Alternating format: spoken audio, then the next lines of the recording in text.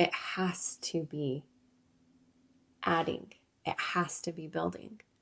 The divine masculine brings his peace. The divine feminine brings hers. And this meshing and melding makes this elevating, right? This frequency that skyrockets them into both greater heights.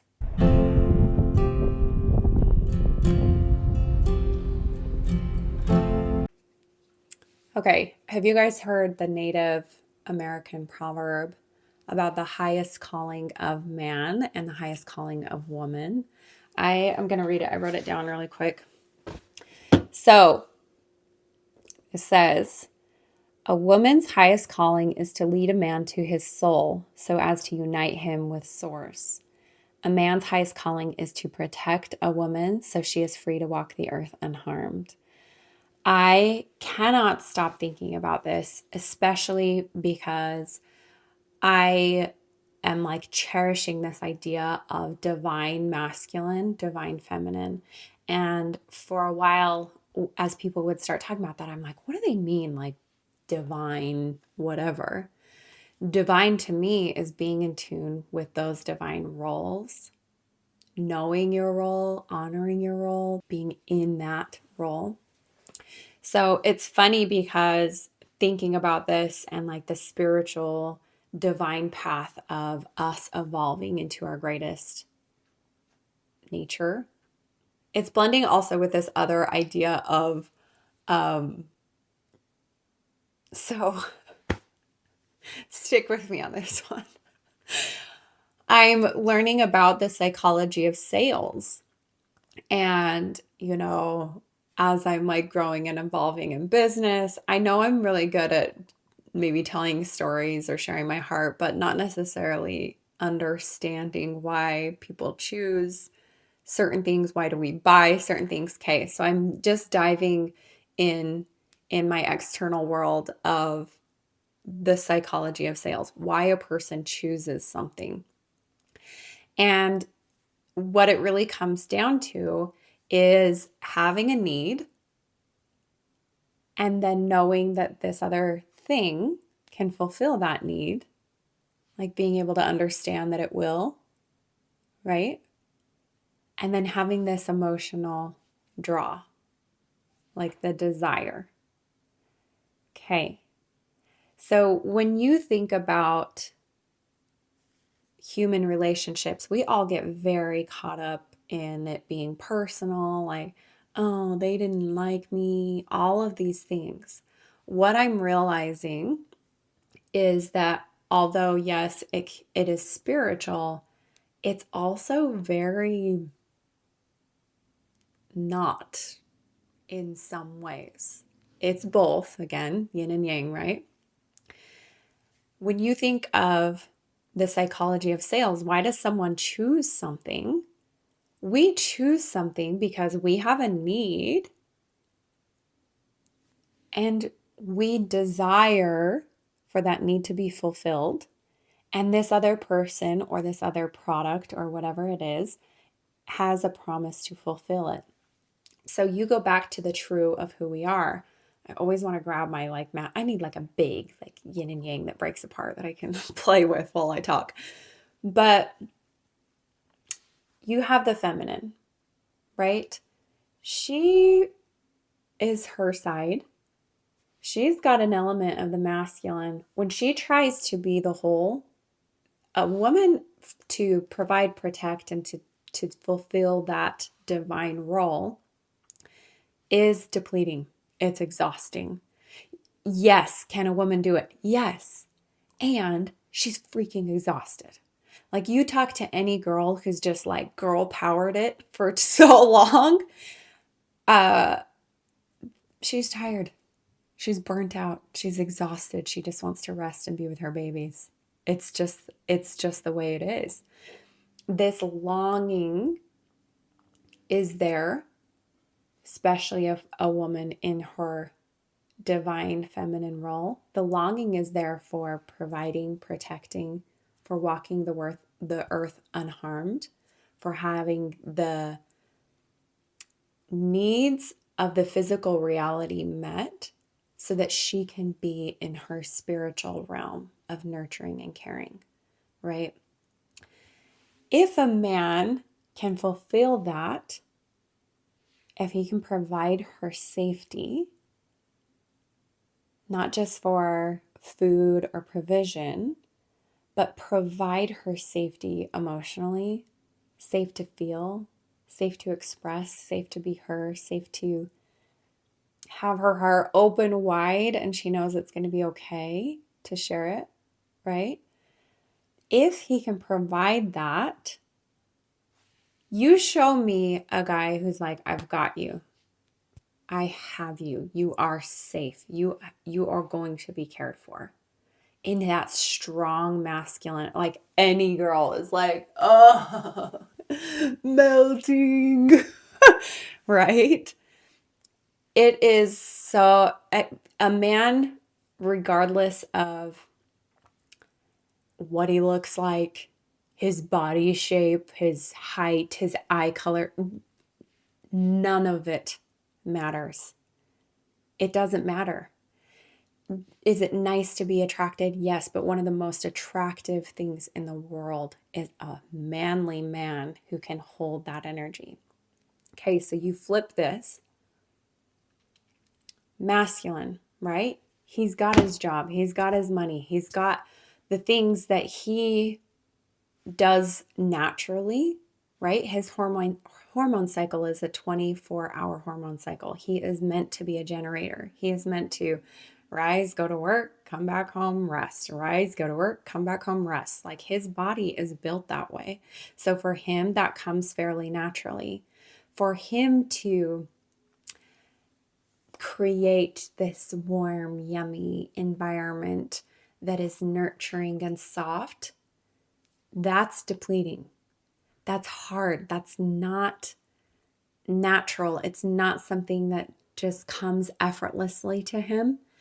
Most men in their strong masculine energy are hungry for this warmth to come home to, for this rest, for this safety, for this care, for this comfort. I was reading something the other day and the guy was like, we don't freaking care what she does for a living. Like, we don't care. We want someone soft and warm and loving. And if you as a woman can be safe and warm and gentle and caring and nurturing for your man and for his children, it's like sold, right? The psychology of choosing something comes down to that. It is, what is the core need? What is the core desire? Why would you even have a partner? So for people who have a relationship and that core need isn't being met by the other, they're like, why am I here? What is this? They might stay in the relationship long term out of loyalty or thinking it's their duty or because they made a commitment, right? Is it fulfilling? No. Is it restful? Is it enjoyable? Is it thriving? No. And the crazy thing is when we step into those divine roles, it's actually a huge freaking relief. When the woman realizes, all I need to do is be nurturing, loving, comforting, welcome him home with like a warm meal at the end of the day, encourage him, right? And when he realizes all I need to do is make sure she's safe and cared for, like, I can do that. I don't know how you all feel. I would love to hear how you all feel. For me, that's a huge freaking relief. And it makes it less personal. It's like, okay, when it comes to me as a divine feminine being, if I can be in my heart center and keep that open, continue expressing how I feel, remain rooted in my heart and connected to the divine. The woman is the portal to the divine. And it's this thing that the masculine, whether he knows it or not, craves that spirituality, that intuition, that truth center within the feminine, and the willingness for the woman to stay rooted in this is my truth. This is what I feel is right. This is my moral compass. This is my connection to the divine. To continue to remain open-hearted and to show and express that part of her and to be free-flowing in her intuition, in her connection to her heart.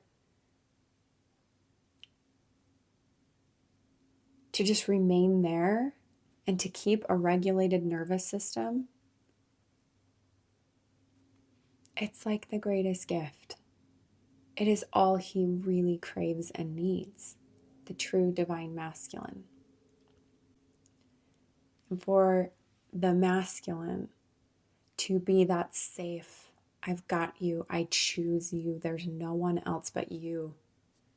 And to be that penetrating energy of pursuing, I want you, I want to care for you, creating that safe space, making sure she's okay, making sure she has what she needs, right? It's not about being rich. It's not about even like having expensive things. It's letting those needs be met, and more than physical, emotionally. There's a lot of women, we've got our lives. We do live in a world where women can work, and we're really freaking good at what we do. A lot of us are very good at what we do, and we are healers, and we are making money, and we are fine. The greatest gift in this day and age that a man can give a woman, yes, help in all the physical ways, right? Around the home, all of that. But the greatest gift, honestly, is that emotional safety, that emotional, I choose you, that emotional, you and all of your emotions are safe with me. You can tell me anything and we will discuss it. We'll talk about it. I'm here. I'll stay regulated. Like that gift to the feminine in this day and age especially is king. It's king. So when it comes to struggle within relationship, and maybe you've had some failed attempts at relationships and it just feels excruciating and you're like, what's wrong with me? They're not choosing me. I highly encourage you to drop the something's wrong with you feeling and that they just don't like you, and just drop into this more of a not so emotional, but more, why does someone choose anything? You're either fulfilling a need, being a support system and a place of peace, or you're not. And anyone who is assertive, anyone who's in their true self, anyone who's on this climb of being their divine being, if that's not there for them, that missing piece, it's like, I'm sorry, there's nothing here for me. And again, relationships aren't all about like, what can you do for me? But why else would you take a beautiful life if someone's building this beautiful life that they have and they love what they have? Why would they bring on something that takes away from them? Right? It has to be adding. It has to be building. The divine masculine brings his peace. The divine feminine brings hers. And this meshing and melding makes this elevating right? This frequency that skyrockets them into both greater heights. Like sperm and egg, you create something entirely new, entirely out of this world, but you have to have both pieces. So on this climb to epic relationships, remember your divine role. I'm going to read this one more time. A woman's highest calling is to lead a man to his soul so as to unite him with Source. A man's highest calling is to protect a woman so she is free to walk the earth unharmed. I also want to end with this. How could you ever lead someone back to their soul if you're not rooted in your own? The reason a woman, when a girl is single, she's in her element, right? She's doing her thing. And she is in tune with her own desires and her own soul. That draws a masculine man to her, right? She is so magnetic. Problem is that a lot of us, and was my biggest flaw, is that as soon as a man is there, I'm like, I'm just gonna please you and make you so happy, and just drop out of my own thing to then make sure he's happy so he doesn't leave. The exact thing that repels him and makes him go away. For a woman to remain in her soul, to remain connected to the divine, to anchor, not to the man, but to anchor to whatever that is for you. I'm going to call it God. For a woman to anchor herself in God and not be moved, that drops a man into his soul. That has him coming to her and climbing to his greatest heights, to his divine calling. They're very divine roles and they're very important.